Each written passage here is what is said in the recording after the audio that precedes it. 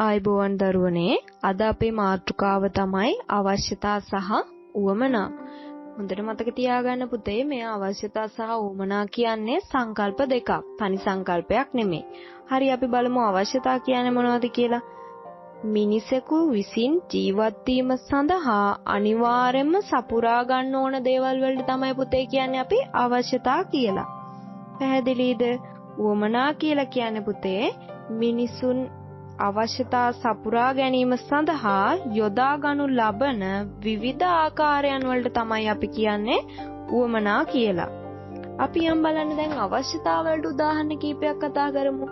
ආහාර, ඇඳුම්, නිවාස මේ කියන දේවල් පුතේ අනිවාර්යයෙන්ම ජීවත් වෙන්න ඕන. අන්නේ අනිවාර්යයෙන්ම ජීවත් වෙන්න ඕන දේවල් සපුරා ගන්න විවිධ ආකාර වලට අපි කියනවා පුතේ උවමනා කියලා. දැන් අපි අවශ්‍යතාව විදියට ගත්ත පළවෙනි අවශ්‍යතාවය ආහාර. මේ ආහාර කියන අවශ්‍යතාවය ඉටු කරගන්න තියෙන උවමනා ටික බලමු මොනවද කියලා. පාන් කන්න පුළුවන් එක්කෙනෙකුට, බත්, රොටි, ඉන්දියාප්ප අන්න ඒ වගේ විවිධ උවමනා කීපයක් තියෙනවා. ඊළඟට යමු අපි කතා කරපු අවශ්‍යතාවය ඇඳුම්. ඇඳුනුත් ගොඩාක් තියෙනව නේද දරුවනේ? බලන්න උවමනා විදියට ගන්න පුළුවන් සාරිය, පාවහන්, හැට්ටය, කමිසය අන්න ඒ වගේ ඒවා මොනවද? ඇඳුම් වලට තමයි යන්නේ. ඇඳුම් කියන අවශ්‍යතාවය ඉටු කරගන්න පවතින විවිධ උවමනා. ඊළඟට යමු අපි නිවාස. නිවාස බලන්න නිවාස වලට මොනවද තියෙන්නේ? තට්ටු නිවාස, පැල්පත් නිවාස අන්න ඒවා තුලින් පුතේ නිවාස කියන අවශ්‍යතාවය ඉටු කරගන්න පුළුවන්. බලන්න දරුවනේ මේ අවශ්‍යතා සහ උවමනා කියන්නේ වෙනස්ම සංකල්ප දෙකක්. එතකොට පුතේ මේ අවශ්‍යතාව වලට පවතින ලක්ෂණ සහ උවමනා වලට පවතින ලක්ෂණ විවිධ වෙනවා, වෙනස් වෙනවා.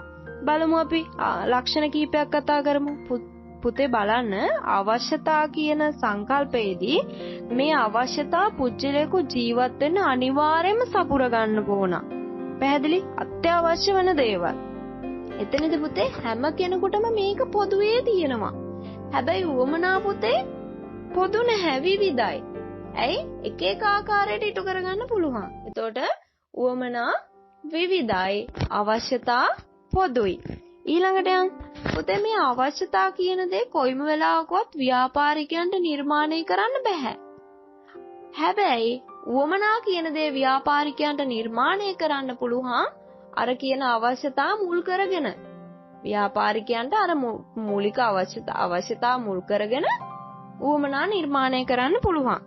ඊළඟ දේ තමයි අවශ්‍යතා පුතේ පොඩි ප්‍රමාණයක් තියෙන්නේ. උවමනා විශාල සංඛ්‍යාවක් තියෙනවා. හරි. ඔයාලට මං හිතනවා පැහැදිලි ඇති කියලා මේ අවශ්‍යතා සහ උවමනා අතර පවතින වෙනස්කම් සහ මේ සංකල්ප දෙක තනි සංකල්පයක් නෙමේ සංකල්ප දෙකක් කියන බවත් පැහැදිලි වෙනවා ඇති කියලා මං හිතනවා. ආයෙමත් අලුත් පාඩමක් සමග හමු වෙනතුරු ඔයාලට සුබ දවසක්.